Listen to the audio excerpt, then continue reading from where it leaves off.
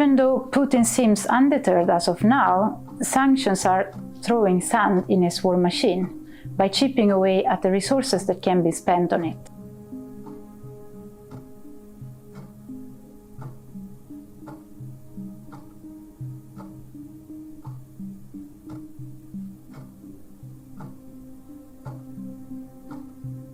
Yeah, in theory, sanctions that would be effective work already at the threat stage.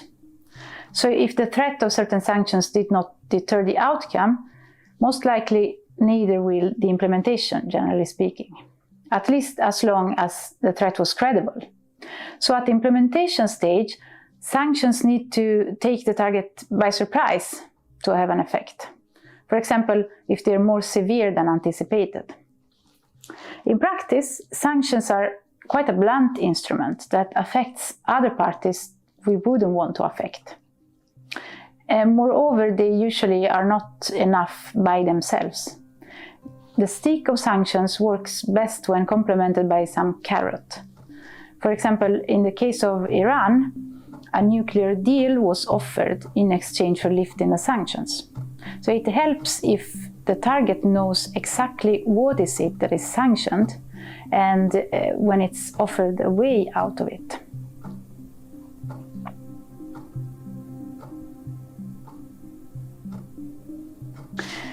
There are three types of sanctions currently in place against Russia.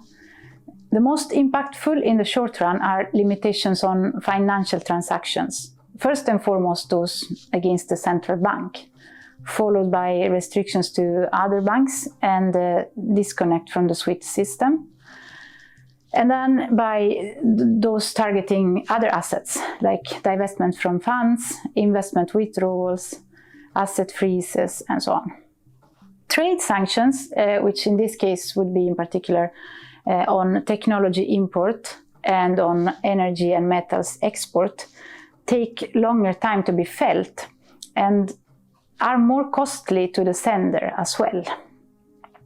And then there are measures that Larry Samuelson called for sanctions of inconvenience, such as limitation of air traffic, closure of airspace, exclusion from sport and cultural events, restriction movements for some officials, tourist flows, and so on. This aim at disconnecting the target country from the rest of the world and are partly symbolic in nature, but can still have quite an impact on popular opinion or in the elite circles. So a potential problem with this is, though, that they can push the opinion in either of two opposite directions. They can push against the target regime and in sympathy with the sanctioning parties, but they can also push against what is now perceived as an external enemy in a so-called rally around the flag effect.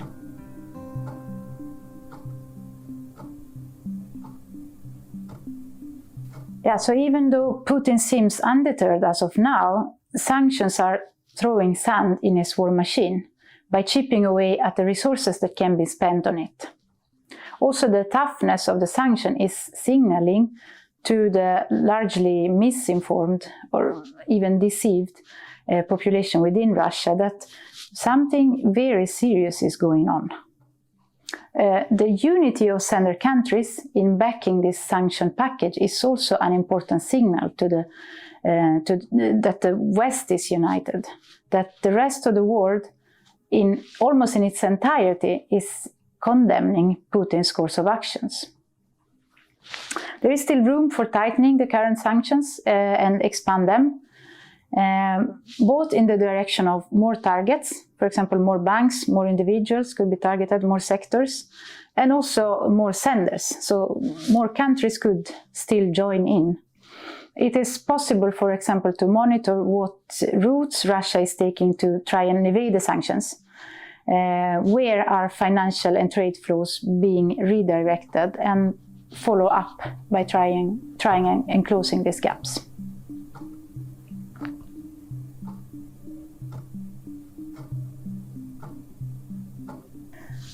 In the webinar, The Sanctions on Russia and Their Impact on the Region, which was organized by the Free Network and is now can be watched on our social media platform, we heard from our colleagues in Belarus and Georgia.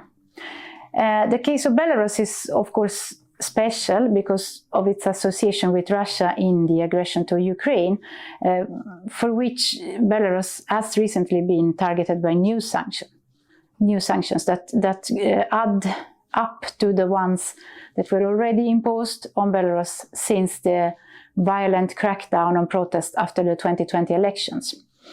But already because of the sanctions on Russia and of the war itself, Belarus had already lost its main escape routes from the old sanctions, namely the Russian and Ukrainian markets. And the Belarusian economy is already heavily affected by the Russian ruble depreciation and variability. Also by a potential bank run triggered by the SWIFT threat. And in the future by a so-called super toxicity that will for a long time hinder trade and investment relations with mostly any other country. Georgia is basically re-experiencing its own trauma of the 2008 Russian occupation through the events in Ukraine, because they followed a very similar course up to a point. Georgia is of course still vulnerable to Russian fire and also to the consequences of sanctions. Although Georgia is less dependent on Russian gas and electricity as compared to the EU, it is affected by oil price hikes.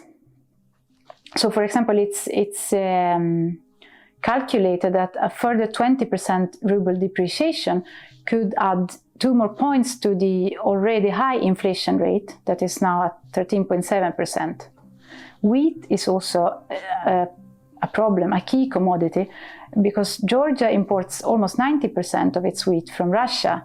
And while wheat imports are not banned as of yet, its price is already causing trouble, as a majority of the calorie intake, especially for the poorer share of the Georgian population, comes from wheat products. In general, Russia is Georgia's major trade partner. So the exclusion of Russian banks from the SWIFT payment system is going to have large consequences on its balance of payments.